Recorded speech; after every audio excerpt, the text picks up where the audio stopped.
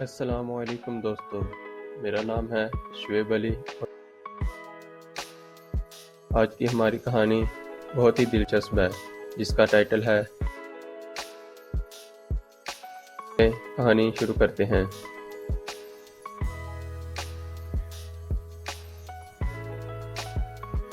ایک بزرگ جو سفر کر رہے تھے، راستے میں نماز کا وقت ہوا۔ نماز کے لیے ایک آبادی میں داخل ہوئے اور نماز کے لیے مسجد کا پتہ کیا تو مسجد قریب ہی مل گئی۔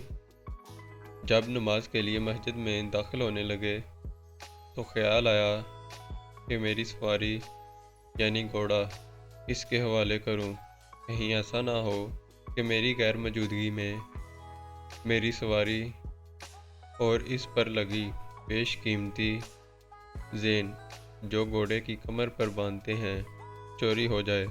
ابھی وہ یہی سوچ رہے تھے کہ ان کی نظر ایک نوجوان پر پڑی جو ان کی طرف ہی دیکھ رہا تھا۔ بزرگ نے نوجوان کو اشارہ کر کے اپنے پاس بلایا اور کہا، بیٹا، میں مسافر ہوں، نماز کا وقت ہو رہا ہے، کیا میری نماز ادا کرنے تک تم میرے سامان اور سواری کی حفاظت کر سکتے ہو؟ لڑکے نے کہا، کیوں نہیں، آپ بے فکر ہو کر نماز کے لیے جائیں، آپ کے سامان کے پاس کھڑا ہوں۔ وہ صاحب بہت خوش ہوئے اور نماز کے لیے مسجد میں چلے گئے۔ اس بزرگ نے بے فکر ہو کر نماز ادا کی۔ نماز ادا کرنے کے بعد جب نماز پڑھ کر باہر آئے، یہ دیکھ کر حیران رہ گئے کہ نہ صرف وہ لڑکا غائب ہے بلکہ گھوڑے کی بیش قیمتی زین بھی غائب ہے۔ خیر، بزرگ نے صبر کیا اور بازار کا رخ کیا کہ نئی زین خرید لوں۔ ایک دکان پر رکے تو دیکھا کہ ان کی وہی زین اس دکان میں لٹکی ہوئی ہے۔ انہوں نے دکاندار سے کہا کہ یہ زین تمہارے پاس کہاں سے آئی؟ اس نے جواب دیا کہ ابھی ایک لڑکا 2 درہم میں بیچ کر گیا ہے۔ ان صاحب نے اپنا ماتھا پکڑا اور بولے، ارے اللہ کے بندے، تھوڑا صبر کر لیتا تو یہ 2 درہم حرام نہ ہوتے۔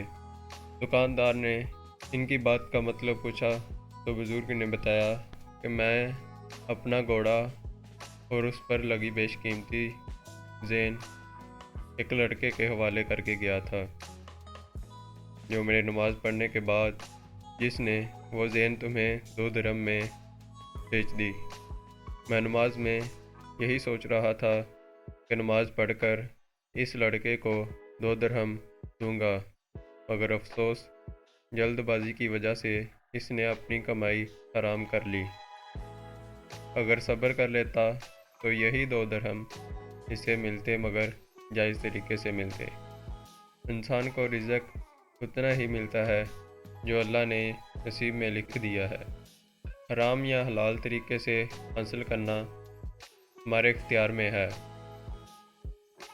اللہ ہم سب کو حلال کمائی کھانے کی توفیق دے، آمین۔ سی ٹی وی کے ناظرین، اگر آپ کو ہماری ویڈیو پسند آئی تو لائک، شیئر اور سبسکرائب ضرور کر لیں تاکہ ہماری نئی اور اچھی ویڈیو آپ تک بآسانی پہنچ سکے۔ خدا حافظ۔